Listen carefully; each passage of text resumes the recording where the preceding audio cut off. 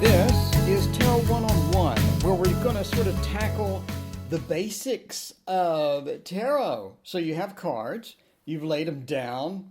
What do they mean?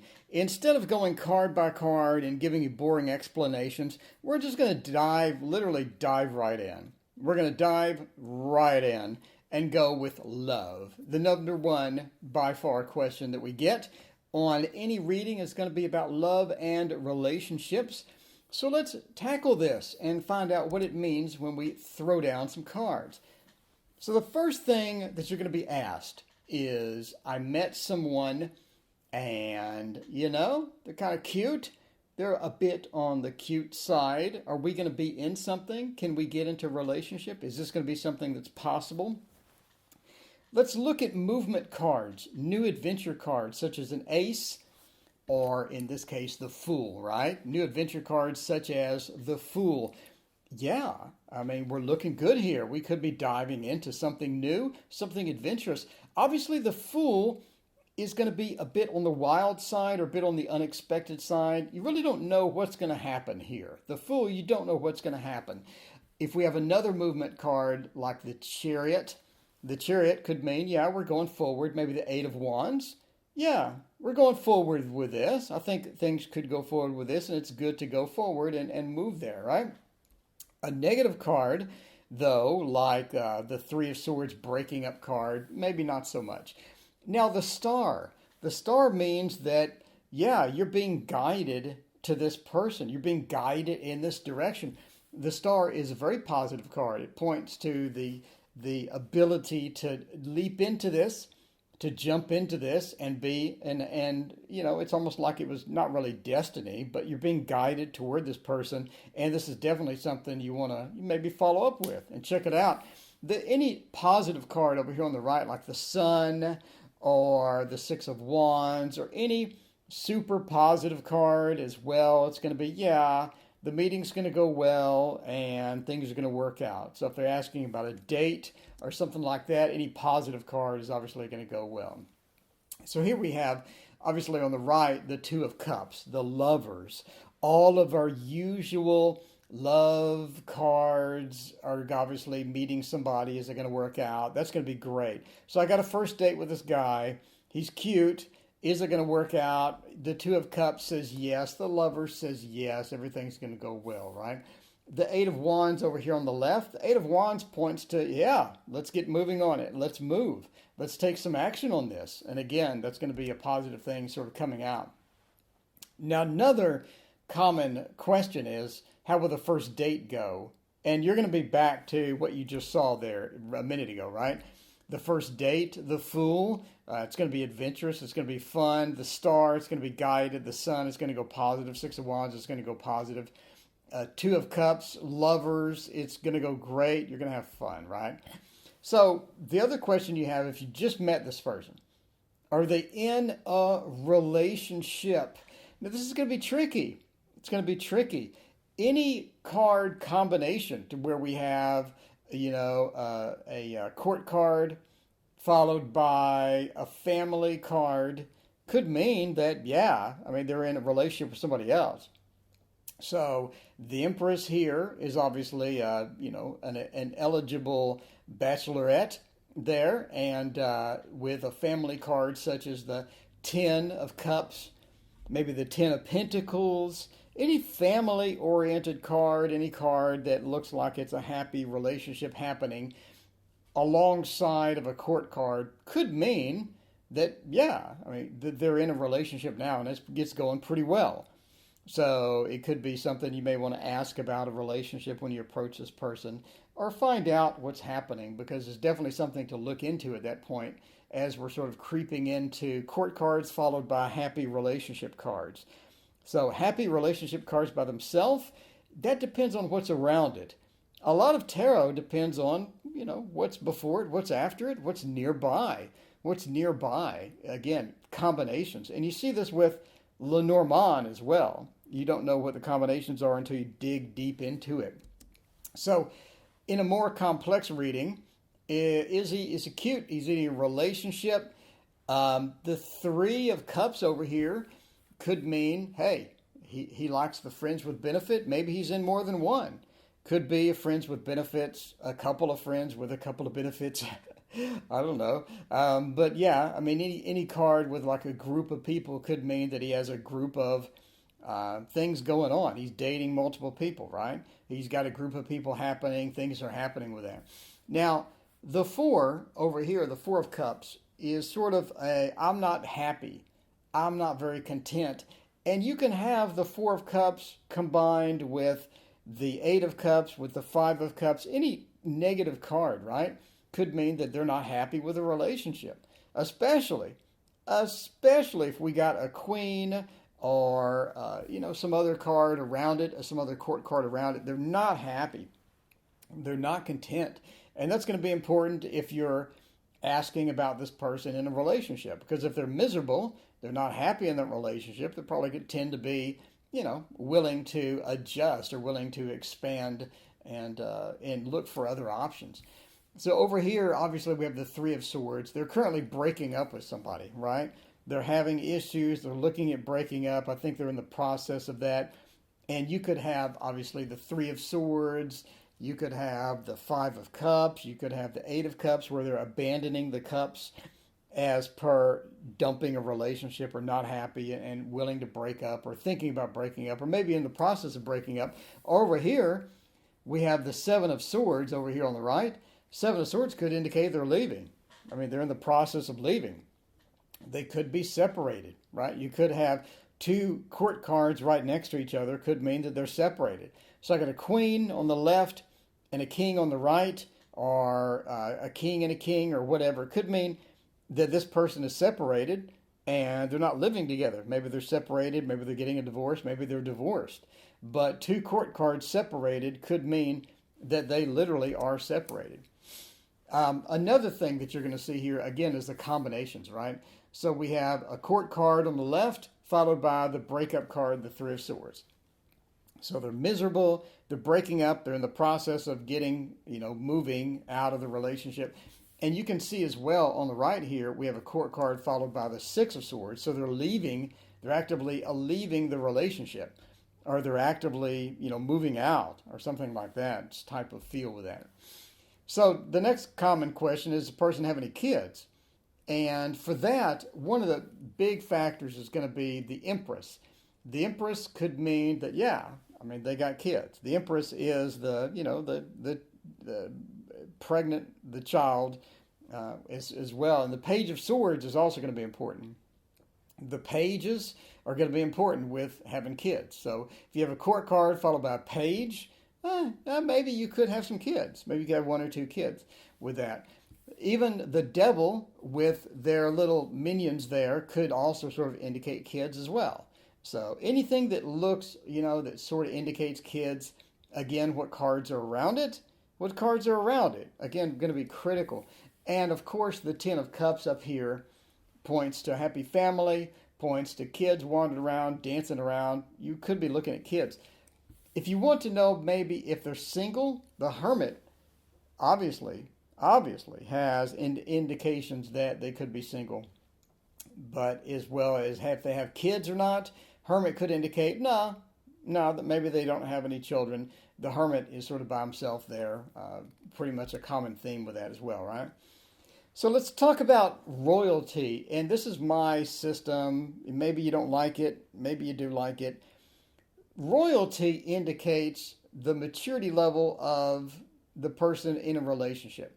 A relationship is not easy to maintain. You need to have a maturity level about you. You need to work at it. You need to have all sorts of things in place to make the relationship work. Relationships aren't easy, and they don't just automatically last forever. You have to work at it. And you have to compromise. You have to communicate. There's a lot of things to do. When you have a king or a queen, this person is good at this. They've had practice. They're good at keeping a relationship going. And that doesn't refer to age, right? You can have a 50-year-old person that's really immature, that never had a long-term relationship. They're terrible at it. They hate it. They like short-term relationships. They like friends with benefits, So the king and queen are more mature. They have that maturity level to them. and they're willing to put forth the work. They're willing to get things done with a relationship. They're willing to compromise. I'm willing to tell you what I really feel. And that's important. That's important. If you don't do that, it may not work. A Knight could indicate a mid-level.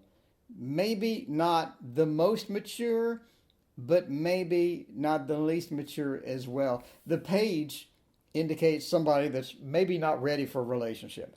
Maybe they don't want to do the work. Maybe they don't give a crap. They just don't. They like to have sex. They like to move on. A Knight, a moving, fast-moving Knight could also indicate that the person likes to do short-term relationships. They like to hit it and quit it, or they like to get a short-term relationship on, get their groove on, and then move on. That's especially true with somebody that's going to be highly attractive with lots of options. If the person has lots of options for, relationships, and they're a Knight, that's gonna be maybe a short-term relationship kind of friendly person. A Queen or King, maybe more long-term. A Page could not be ready for anything. You never know. So again, we have this pattern of the King being the most mature, Knight second to most, and Page being the least mature as far as royalty goes. A broad generalization, and we're back to what cards are around it. Let's not generalize based upon one card.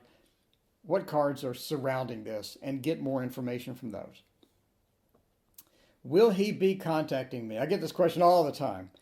My ex going to call? I went out on a date last night with this guy. Is he going to call? Is somebody going to call? And the Knight of Cups, any movement card, the Knights, right? The Knights of Cups, the Knight of Swords, the Eight of Wands, the Chariot, anything that moves indicates, yeah, we're looking good. He's going to make a move on you. He's going to make a move on this call. He's going to pick up the phone and do it. The Knight as well, any cups in general means that there's that emotional connection surrounding this. The Knight of Cups, not only is he going to call, he's going to be pretty excited to call, right? The Knight of Swords, he just wants to communicate. He does want to call, but he wants to communicate. The Knight of Cups is going to be a better communication overall, in my opinion. Obviously, any good card, the Lovers, the Two of Cups, any passion card, any love card indicates, yeah, they're gonna be contacting you as well, right? So let's look at the negative side of it. Will he contact me? Five of Wands, that breakup that you had with him, all those bad things that everybody said are still floating around, and it may not be advantageous to leap into this right now. It may not be. You could be looking at some negative things here. And that's where we're pointing at right here with the Five of Wands. Conflict. Any conflict card, they haven't gotten over it yet. You got to give them some time. And that's what you have down here. You have a conflict card, the Three of Swords, a breakup card, followed by the Rest card, right? There are many rest cards or taking a break cards or relaxing cards. It's going to be delayed.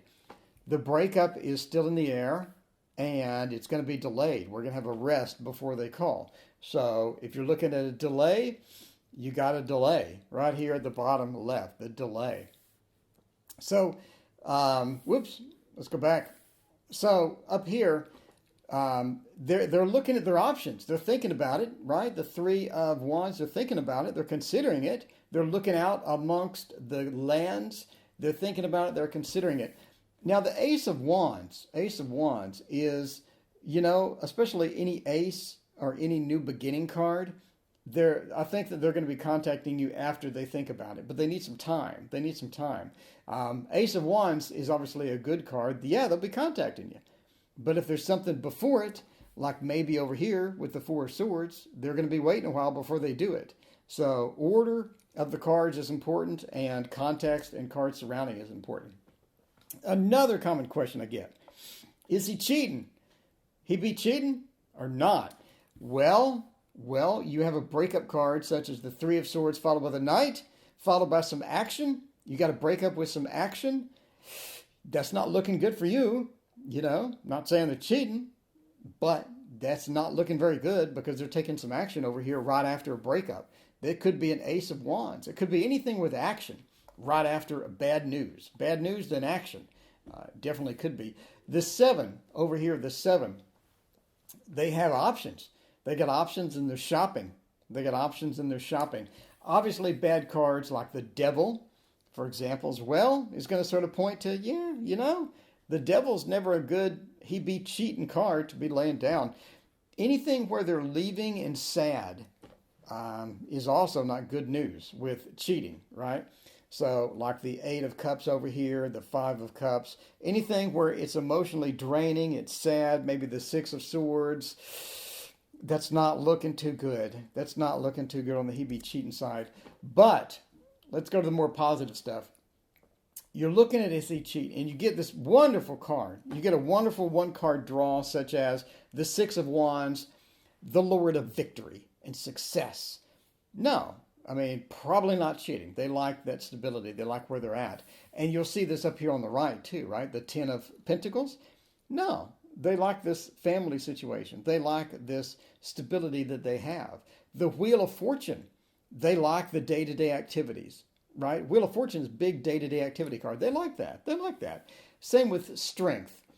You're making this stuff up in your head. You're a bit too worried about it. He's not cheating. They're not cheating. Let's move on. Have strength. Have strength. Have confidence. Everything is going well. Now, another question is short versus long-term relationships. In general, something with the Lovers or any lovey-dovey card followed by a breakup card right after. Master of the obvious here, that's not looking good for long-term relationships. A lovey-dovey card followed by a break, followed by a cut, followed by something terrible. This could be a lot of terrible things. This could be the 5 of Cups, the 8 of Cups, like over here. Remember the 5 of Cups and the 8 of Cups down here on the bottom? If you have those right after a lovey-dovey card, that's not looking good. It's not looking good for a long-term relationship. That's more of a short-term relationship. And again, the Page. A Page is a short-term relationship-friendly card. They like short-term relationships. There's nothing bad. Short-term relationships are not bad. You know, they take a bad rap, but it's not bad. A Page could be pointing at a short-term relationship. Let's look at long-term over here.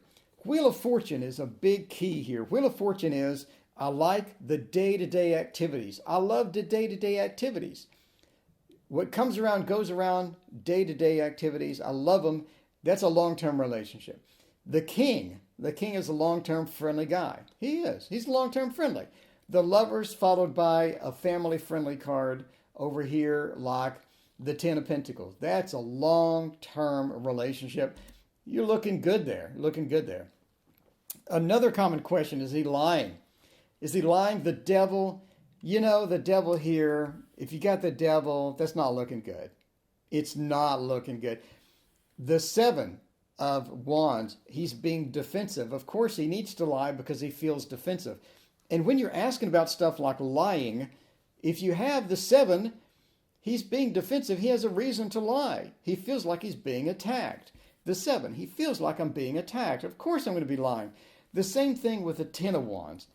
It's too much. You're laying too much on the line here. It's too much. I'm going to have to lie. I'm overburdened with all this garbage. The 8 of Cups, he's leaving. It's not looking good for lying. He has to lie because he has secretive plans. He's about to bail. Could be looking at Midnight Run.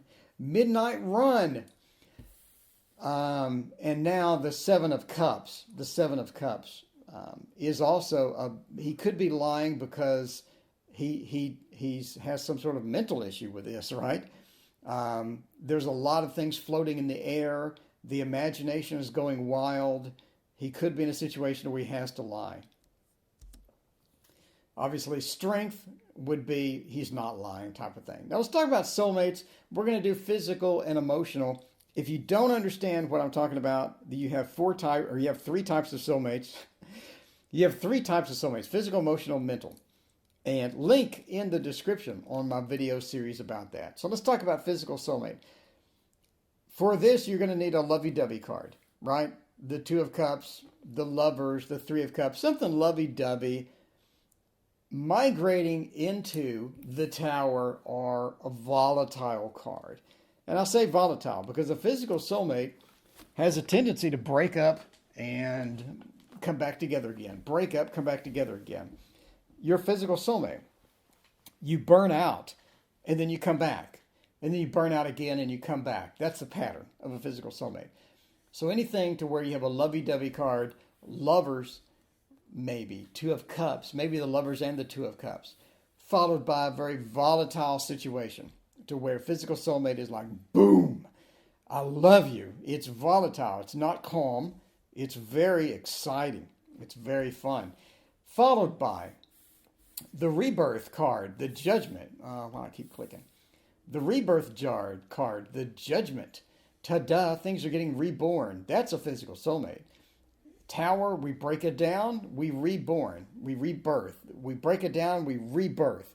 Wheel of Fortune, day-to-day activities. But we eventually settle down into day-to-day activities after the big boom of physical soulmate, after the big excitement, after the big explosion, right? We get into day-to-day activities. That could be the Wheel of Fortune. That could be the Moon. Things that point to day-to-day activities. Judgment, things that point to a rebirth of the relationship. You know, the relationship breaks down, it gets reborn. Breaks down, it gets reborn. So finally, this is the last, Finally, let's talk about emotional soulmate. Again, link in the description for types of soulmates. An emotional soulmate is a very slow, steady, progressive type relationship. It's not the big boom. You may friend zone this person. You just may. You may accidentally friend zone this person. And you got to be careful. So you're going to have a lovey-dovey card, Two of Cups, Lovers, something that points to a relationship. Followed by the Moon, emotional relationship, a very emotional relationship. Anything with intuition, anything with emotion, anything with a deep underlying connection. And physical soulmates are all about swords as well. We have a positive sword card. In other words, we have that emotional connection. We have the emotional communication. The Moon followed by the Two of Swords, right? The Moon followed by maybe the Six of Swords even, to where we have that deep, deep communication going with the emotional soulmate. And that's going to be the Moon or something emotional right after the lovey-dovey card. Now we're going to have again the Wheel of Fortune. It calms down into a relationship, a long relationship, a long-term connection. The Sun, the Six of Wands, anything positive, things like this. Anyway, so that is the emotional soulmate. And this, by the way, has been my tutorial on how to understand and appreciate and love readings. So this is my take on love readings and tarot one-on-one. And speaking of love, did you know I had a Patreon? That's right, I do. Link in the description if you'd like to join my beautiful Patreon supporters. That's where you toss me a couple of bucks because you like the lessons. You like the live readings. You like the lessons. Toss me a couple of bucks through Patreon and support the software that I use and other bills around here that keep the channel going. My current Patreon supporters are Adam G, Allie Cat, Annie Lamaster, Bethany, Brianna, Carmen, Carolyn, Crystal, Dominica, Fatima, Galatian 9, Gary, Irina, Jessica, Kim, KSW, Laami, Maureen, Merciolis, Richard, Shintaro, Sanai, Sophia, Larry, and Tanya. Thank you so much for being my Patreon supporters. Again, link in the description if you would like to join the crowd. By the way, please hit like and subscribe. It helps get new people to the channel, and it helps get the word out about the cool tarot stuff that we do here. Thank you so much for watching, and see you next time.